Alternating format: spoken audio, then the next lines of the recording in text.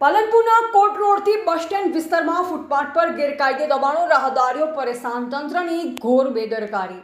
પાલનપુરના મુખ્ય હદ સમાન ગણાતા કોટના દરવાજાથી લઈ ન્યૂ બસ પોર્ટ સુધીના સમગ્ર રોડ પર ફૂટપાથ પર ગેરકાયદેસર રીતે અડીંગો જમાઈ દેવામાં આવતા રાહદારીઓ માટે ચાલવું મુશ્કેલ બન્યું છે.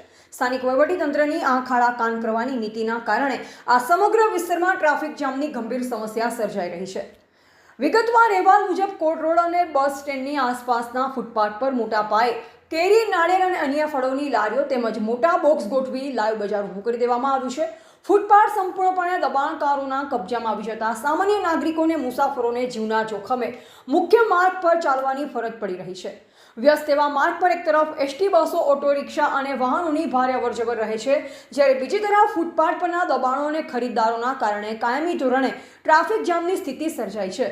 કલાકો સુધી વાહનો અટવાઈ પડતા હોવા છતાં સ્થાનિક તંત્ર કે નગરપાલિકાના જવાબદાર અધિકારીઓની નજરમાં આ ગેરકાયદેસર પ્રવૃત્તિ કેમ નથી આવતી તે એક મોટો સવાલ છે.